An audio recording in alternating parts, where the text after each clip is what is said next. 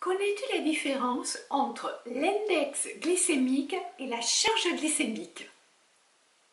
Si tu souhaites conserver un ventre plat, il est important de connaître ces notions.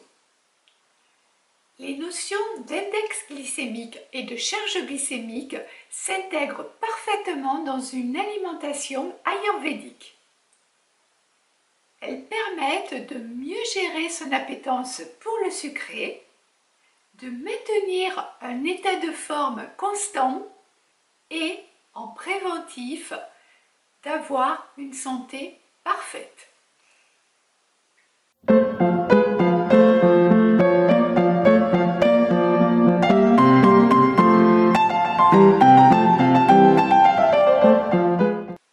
Bonjour, je me prénomme Nathalie.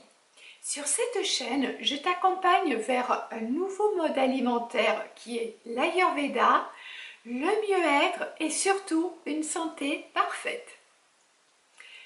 Si tu souhaites réaliser une anamnèse ayurvédique, qui est en fait un bilan très poussé et très complet, je te propose de consulter mon site internet professionnel dont tu trouveras l'adresse dans la barre d'infos sous la vidéo.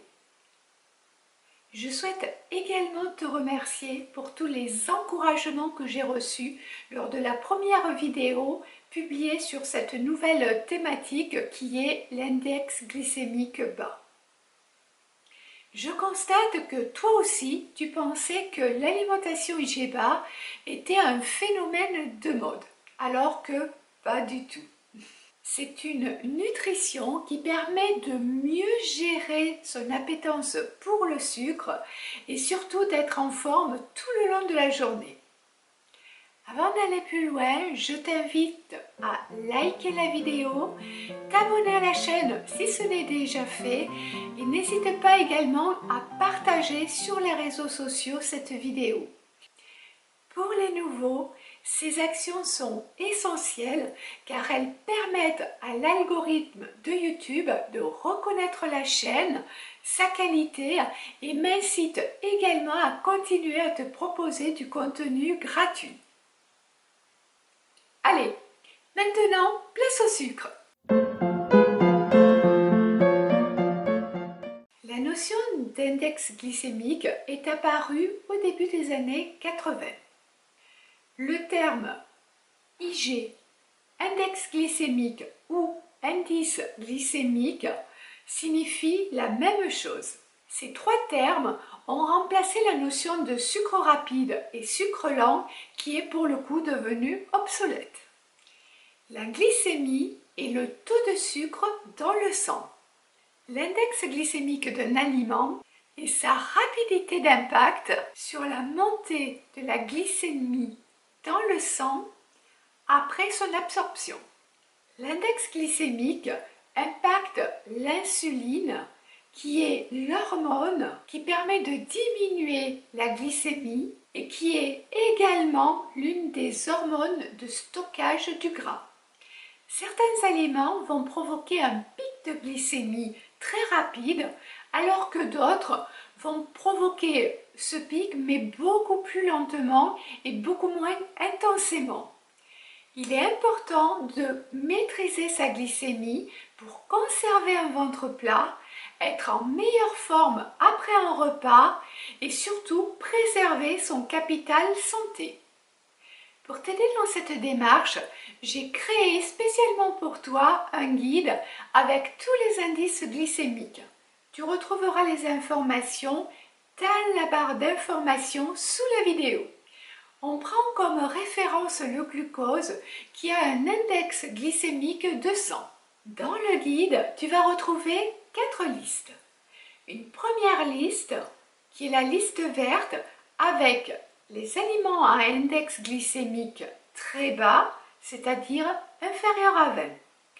Une deuxième liste qui est la liste jaune avec des aliments à index glycémique bas, c'est-à-dire situé entre 20 et 55. Une troisième liste qui est la liste orange avec des index glycémiques modérés situé entre 55 et 70.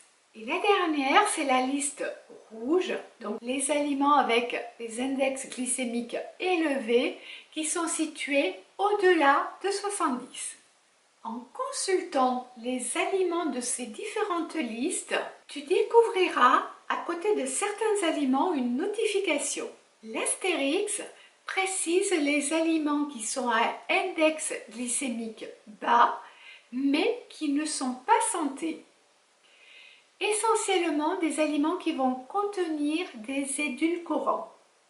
Par exemple, les soda light, les sucettes et les chewing-gums sans sucre, tous contiennent de l'aspartame. Le point d'exclamation dans le triangle précise les aliments qui contiennent soit une forte densité calorique, soit une teneur en graisses saturées, ou alors une teneur en glucides particulièrement élevée.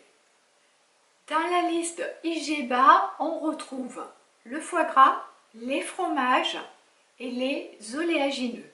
La flèche qui pointe vers le haut désigne les aliments à index glycémique modéré ou élevé qui contiennent peu de sucre, comme les raisins secs ou la citrouille.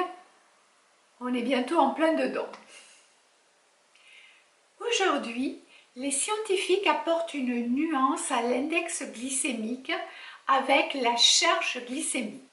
La charge glycémique est la pondération de l'index glycémique avec sa teneur en glucides et la quantité ingérée. La charge glycémique est un marqueur beaucoup plus précis que l'index glycémique. Je vais étayer mes propos avec des exemples. Vous allez voir, en fait, c'est très facile à comprendre. Je vous propose un exemple. Déjà pour vous montrer la différence entre un même fruit et suivant sa maturité, l'index glycémique qui peut varier.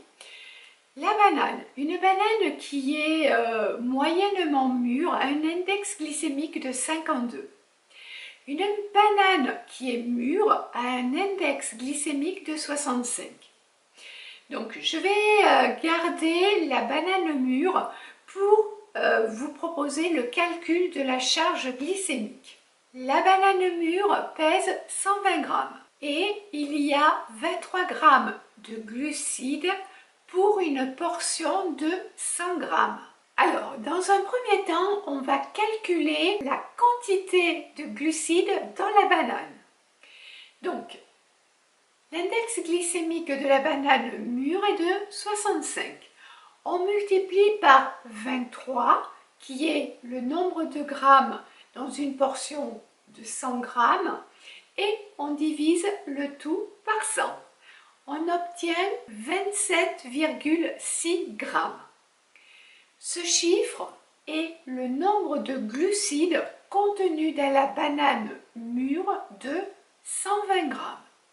Pour le calcul de la charge glycémique, on reprend l'index glycémique de la banane mûre, donc 65, que multiplie la quantité de glucides contenus dans la portion intégrale de la banane, donc 27,6, que divise 100. On obtient un chiffre de 17,94. C'est donc la charge glycémique de cette banane. Maintenant qu'on a ce chiffre, comment le lire? Les charges glycémiques très faibles sont inférieures à 7. Les charges glycémiques faibles se situent entre 7 et 10. Une charge glycémique moyenne se situe entre 10 et 20. Et une charge glycémique élevée est située au-delà de 20. Notre banane, avec une charge glycémique de 17,94, a une charge glycémique moyenne. Bon, j'espère que vous n'avez pas trop mal à la tête. Si ce n'est pas le cas, on continue. Je vous propose un autre exemple. Nous allons comparer deux aliments avec un index glycémique proche, mais une charge glycémique complètement différente. On va prendre une carotte cuite avec un index glycémique de 47 et un pain intégral avec un index glycémique de 49. Pour faciliter le calcul, pour chacun, on va rester sur 100 g. La carotte contient 8,22 g de glucides. Son index glycémique est de 47, on va le multiplier par la quantité de glucides contenue dans la carotte, c'est-à-dire 8,22, et on divise le chiffre par 100. On obtient un chiffre de 3,90, ce qui révèle une charge glycémique très faible puisqu'elle est inférieure à 7. Pour le pain intégral, nous avons 41 g de glucides. Pour calculer la charge glycémique, on va multiplier l'index glycémique, qui est de 49, par la quantité de glucides, qui est de 41, et on va diviser par 100.